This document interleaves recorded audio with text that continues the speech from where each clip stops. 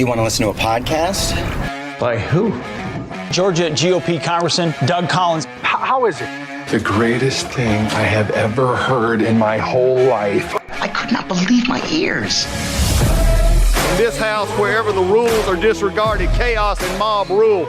It has been said today, where is bravery? I'll tell you where bravery is found and courage is found. It's found in this minority who has lived through the last year of nothing but rules being broken, people being put down, questions not being answered. And this majority say, be damned with anything else. We're going to impeach and do whatever we want to do. Why? Because we won an election. I guarantee you, one day you'll be back in the minority and it ain't going to be that fun.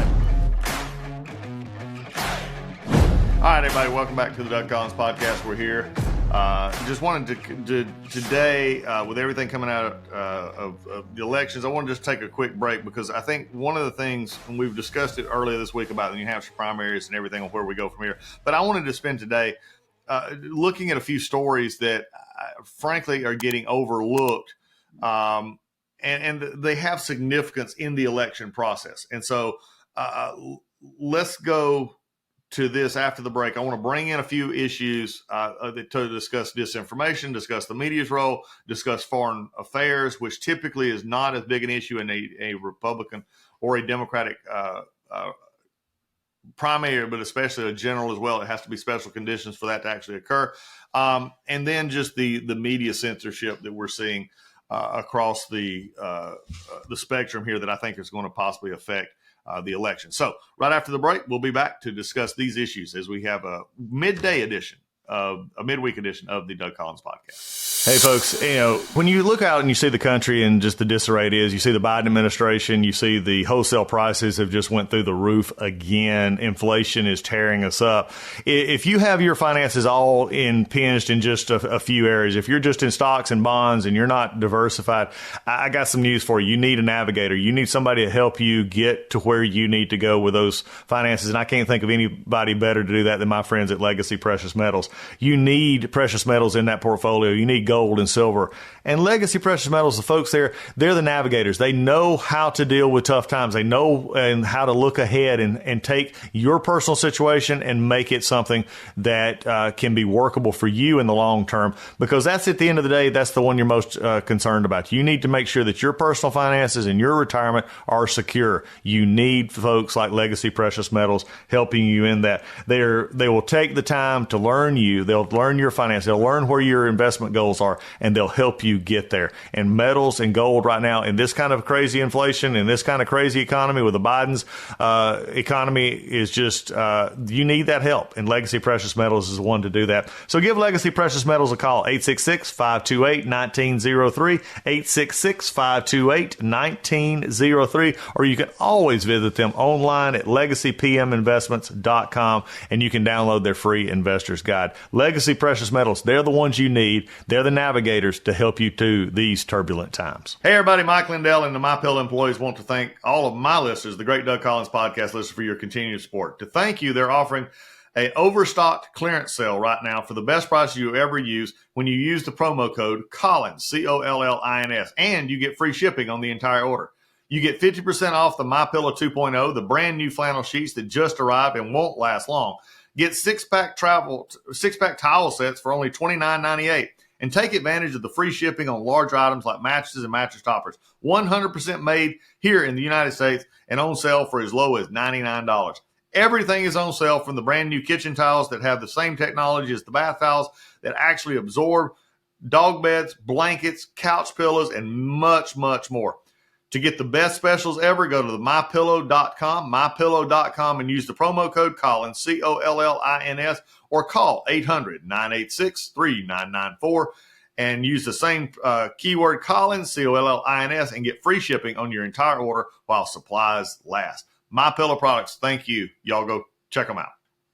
All right, here we go. Glad to have you with us today on this wonderful Wednesday. Let's dig into a few things that over the past week or so that have came up that just really amaze me as we discuss, frankly, the issues that are going on and how the media portrays them. Okay.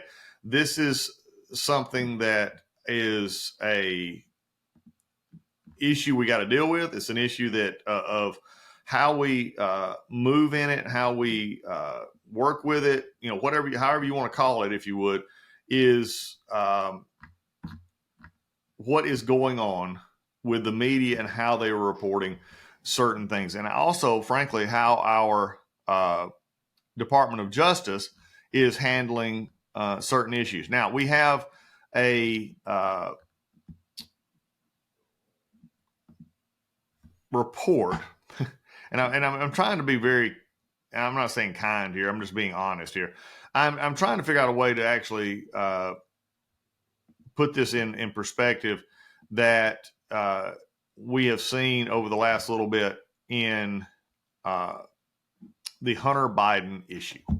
How's the best way to put this? Hunter Biden and his laptop. The Hunter Biden laptop has been put out, denied, lied about, hid, obfuscated, however you want to discuss it, for going on 3 years now. The FBI has known about this. They have covered it up. They have directed attention. They have allowed the White House to call it Russian disinformation. They have allowed Democrats to trash anybody who wants to mention the Hunter Biden laptop. In fact, even going as far as banning social media posts, having social media ban posts about the Hunter Biden laptop. Why is this important? And I'm not going to get into the salacious details of the Hunter Biden laptop, the pictures, the drugs, the guns, the prostitutes, everything. Why it matters is if you cannot trust the Department of Justice in this country to be honest about its role in the issues that we face, if we cannot take them at their word that they are an honest broker when it comes to how they not only investigate, but how they deal with issues, then how can anybody be assured that they will get a fair shake in our justice system? The Hunter Biden laptop goes to the whole discussion of government involving themselves in a political campaign, in a political discussion. We go back and we see this not just in the Hunter Biden laptop, which is now, by the way, the reason I'm bringing this up, as I just said, is that the FBI, through filings in a court case, have confirmed that, yes, the Hunter Biden laptop is real. It is actually Hunter Biden's. It is actually, the information on it is not disinformation. It is real. Now, it's 3 years into this. Reams of paper have been written about the Hunter Biden laptop. It's been all over the internet. It's been all over TV. It's been all over everything. And yet now, after doing everything except being forthcoming, the FBI has finally said, yes, the Hunter Biden laptop is real. Now, they've indicated this in certain areas before, but this is more of a definitive saying, yes, it all real. Can you, I mean, just for a second, imagine if there was a Don Jr. laptop, an Eric laptop, any other kid of Donald Trump's laptop, and this kind of stuff was on it, it would have never been in the position that the Hunter Biden laptop was in. It would have been on the front pages of every, quote, mainstream media. It would have been talked about. There would have been uproar, and the Department of Justice would be just all up in arms about making sure that anything that could be charged would be charged in it. But due to the political bias that seems to be reaching into the Department of Justice, they have not been forthcoming about this laptop because of the damaging, not only stuff that it had on Joe Biden's son, but also how it would have affected the election in 2020 if it had came out as being real, which it was. In fact, they suppressed it the month before the election. We have seen polling data from folks that said if they'd have known this laptop was out there, which, by the way, they kept it from the public, known it was there and the information was on it, would it have affected your vote in the presidential election between Joe Biden and Donald Trump? And the answer overwhelmingly was yes, it would have affected my vote. This goes even beyond that. This goes back to the Russian collusion hoax, the Mueller investigation, the whole issue of how Hillary Clinton's emails were handled. This is just something that continues to build and build and build. This is where distrust comes from, folks. This is why it is brought up. And I hear people all the time say, well, just, we know it's real. Quit talking about it. Let's just move on. Well, how can you move on when the very agencies that you're supposed to trust, if the FBI knocks on your door, you're supposed to be able to know that they're either, if they're there to help you, they're there to help you. And if they're there to arrest you, they're there to arrest you. And the lines can't be blurred in between. That if you have a better political pedigree, or if you have a dad that is a highly elected official, or you're anything else, that you're going to get special treatment, or if you're just an average citizen from an average town on an average street in the middle of nowhere and you do something, then they're going to treat you differently. That's just not the way it should be. And that's why people on both left and right are very upset at the government. The crazy part for me is how some on the left still believe the government needs to do more to actually do this kind of stuff, to censor this kind of material, to actually go after political opponents. Again, it's not the Republicans that are doing this. And this is the story that has just been amazing to me over time. It is not the Republicans that are using the Department of Justice to go after their political opponents. You don't believe me? There's just a story this past week breaking that financial institutions working with the government were flagging purchases that said that if you had any term of MAGA, Trump, or more, they were monitoring transactions at stores like Cabela's, Bass Pro Shops, and other purchases linked to religious texts, such as Christian Bibles, were flagged under the guise of preventing extremism. I mean, where are we at in this country? What happened to the ACLU? Do they exist anymore?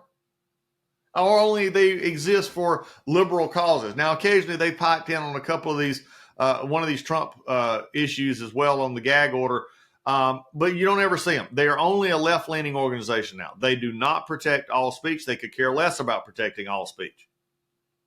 And yet millions of dollars just continue to be pumped into them. Why is there not an ACLU statement out saying this is the type of tactics you see in other countries, not in the United States of America? Why are you flagging my information here? We just had a report of a credit union here in Georgia that said that you cannot use your credit union account for purchases of guns and other things. They list a whole listing out there of the normal, can't commit crimes, that kind of stuff. But guns and other products were listed that you're not supposed to buy using that account.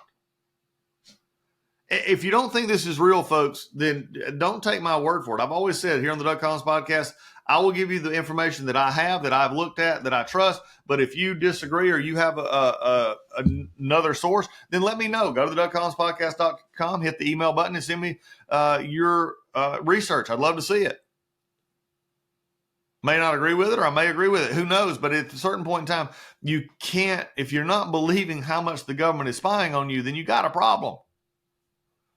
And then we're not even getting into the fact of the FBI using the time and talents that it has on parents at school board meetings. We know that they were coordinating between the teachers' unions and coordination between who they were going to go after and who they were not, and taking parents as being subversives and extremists when they were simply going to school board meetings, and many times very frustrated because they were seeing, their young daughters and young sons being allowed to be in the same dressing rooms and not being told, and then hiding the fact that a student attacked another student in this situation. These are all real events. And yet the Hunter Biden laptop seems to be the touchstone, the Holy Grail, the Excalibur sword that nobody wants to touch. But it's sort of like, to me, it speaks to the whole issue of what we're doing. If you can't trust the government justice system, what can you trust? And then you see it being used in other states, and especially like the New York case. in which you have, the justices as lawfare, as it's become known as, against Donald Trump in a fraud case, a consumer protection statute being used against Donald Trump, in which the banks in which he borrowed the money, who have their own cadre of lawyers longer than most people, could wrap around most people's houses, who look over every detail of financial statements and every detail of projects before they'll ever lend money, came in and said, yes, we did that. We discounted some of the appraisals. We still gave him money. We made money on the project and would give him more money. And yet you have a judge who is just absolutely undoubtedly so blinded by the spotlight and the passion to get Donald Trump, along with Letitia James, the Attorney General in New York, who says he was guilty of fraud. Who is guilty of fraud when there is no fraud committed? The only fraud is this court. It's never been used before in this type of situation. Letitia James has a rampant problem of crime running across many parts of New York, and this is what she spends time with. The Hunter Biden laptop just goes back to show that you've been lied to. Willingly lied to. Will anybody be held accountable? Probably not. And I think that's the problem that we're seeing. And people are just tired of it. So for all of you elite pundits out there who've been watching this and saying, how does America trust Donald Trump and how would America not do that? Well, it's very simple. When you've been lied to and you've been told that you don't matter, which is what the Biden administration has been saying to all you, quote, MAGA extremists. And they don't stop at Donald Trump. They say all Republicans are MAGA extremists. And that the only ones that have the best view of this country, then that's why, folks. MSNBC, NBC, CBS, all of you, ABC, you quote mainstream press, Los Angeles Times, New York Times, Washington Post, all of you, if you would just get out of your bubble and go listen to real people and see what they're seeing and hear what they're talking about, then maybe, just maybe, you wouldn't be so willing to trust the government. I always thought that the media was supposed to be that, quote, fourth estate that y'all always talk about. I don't see it. You look at the newsletters coming out of D.C., the Politico newsletters, and I use Politico in the generic term, but that Politico does have one. But you have all these political newsletters that really basically serve each other for media, promoting media. But if you look at what they promote on, how they report on it, or how they start out reporting on it, it's just, again, I don't mind if we have different opinion. I do mind. You're entitled to your own opinion, but not your own facts. And folks, this is getting worse all the time. Let's look at a couple other things. The Houthi rebels in Yemen, the Iranian backed militias that are constantly attacking our troops and our locations over 130, over 140 plus times by now. This is getting bad. And we had our consulate right next to our consulate was part of a missile barrage by the Iranian Republican Guard. They don't make any bones about it. It was them. It was not even one of their proxy groups that did this. And then you have Pakistan, who's actually coming in and actually did an airstrike into Iran. Folks, if you don't think this is getting bad, then you need to wake up. And the problem is we have a commander-in-chief who is seemingly asleep at the wheel. Because, and you say, well, Doug, you just don't like Joe Biden. No, I don't like Joe Biden's policies, and I think he's leading us down a very bad path. But understand something. When you have the president of the United States that does not know that his Secretary of Defense is out of pocket for over a week, and you have your own National Security Advisor doesn't know it, the Deputy Defense Secretary doesn't know it, and you have them making 911 phone calls and saying, let's keep this quiet, there's a problem. And remember, this was serious enough to where the aide to Secretary Austin had to call an ambulance to get him to the hospital. This wasn't just feeling bad. This was enough that they needed to call an ambulance post-surgery to take him back to the hospital, in which he ended up in ICU. I've still yet to be told or heard or read anywhere that if General Brown, the chief of Joint Chiefs Chairman, knew about Secretary of Defense being out of pocket. I haven't heard that yet. Nobody's asked that question. I'd love for a reporter to ask that question. Hey, did the Joint Chiefs Chairman actually know that the Defense Secretary was out of pocket? None of this is there. And then you have a Defense Secretary, like I said, who undoubtedly has such a poor open relationship with the White House that the White House didn't even know he wasn't there. The president didn't even know what was going on, didn't know he had cancer. And yet we have these rebels in Yemen who cannot barely feed themselves are firing off some of the most pricey, sophisticated missiles and shots and shutting down the Red Sea. And we have an administration that simply destroys more ammo dumps and more warehouses. And look, bullies only understand bullies. Iran only understands sanctions. They only understand the bully mentality. They do not understand anything less. And when you look at what's going on in the world right now, for those of us who have friends over there, for those of us who are worried about a world situation, I said this earlier in the podcast, national defense and foreign affairs typically don't play heavily into a presidential race. This year it could. And I go back to 1979, 1980, when you had the hostages, and guess where? Iran played very heavily into that race with Ronald Reagan. The economy did as well. I'll grant you that completely. But the foreign affairs or the lack of a world standing played into that race a great deal. So as we look at this, election cycle, please be attentive to not only the Ukraine war. You've had China actually saber rattling more with Taiwan than they even normally do. These are all going on. North Korea is, being North Korea, now actually have stated that they don't want a peaceful solution, a peaceful reunification with the South. So what does that mean? Are they ready to, attack South Korea? If so, get ready, because we've got a lot of troops on that border right there between South Korea and North Korea. If there was ever a time to be concerned about world affairs, now is the time as we go forward on it. One last thought before we get going today. We mentioned, this was last week, CJ Stroud in the game before, he came out and NBC, as he always does, his first statement is, he says, "I want to give all the thanks to my Lord and Savior, Jesus Christ." He said that for all year. What was interesting is when the NBC Sports decided to run the clip of that, they cut it out. They showed the rest of the clip, but they cut the first 5 seconds of the clip out. I just tagged this along with a story that I just talked about the government flagging through financial institutions where we're purchasing guns, what stores we're going to, Dick's Sporting Goods, Cabela's, Bass Pro. I just wish they'd give me a discount. If they're going to watch me that close, give me a discount to some of these stores, because, I got no problem telling you I'm going to Bass Pro Shop. I'm going to the sporting goods store. I'm buying guns. I'm buying ammo. I'm doing that. You want to know about it?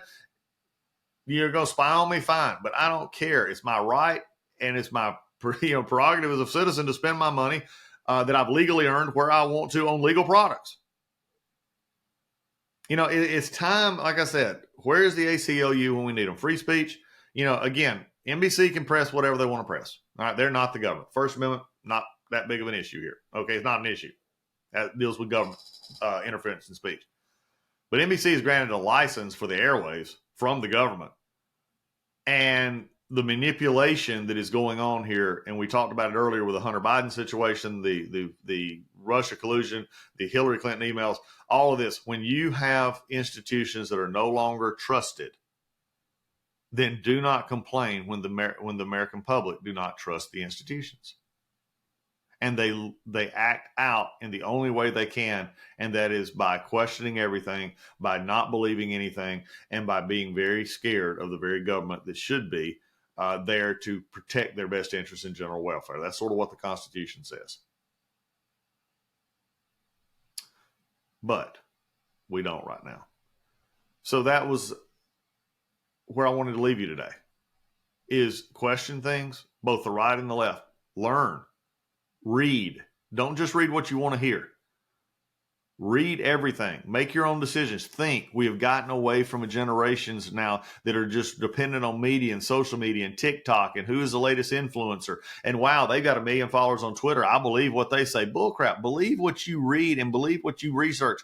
Don't just believe everything that you're told because you like the way it sounds. If you do, our country and our democracy is in trouble. Our democracy was founded on the premise that the people would be informed about what they do. We've had a lot of changes. We didn't have women who were not voting when we first came in. They should have been. We've had slavery. We've done away with slavery. Those all things. We're not a perfect nation, but a nation like ours cannot depend on an electorate who goes to the polls and simply votes for either the interest of somebody that's going to give them something or goes on based on what other people tell them. They need to research this. We've got a debt that is out of control. We got a deficit that grows every year on these budgets. We got a foreign affairs that is non-existent plan. And we have an energy plan that's been decimated. Folks, it's time to wake up. These are not isolated events. It's time to sit here and say, what do we need to do to put our country back on the right track? That's it for the Doug Collins Podcast. We'll see you next time.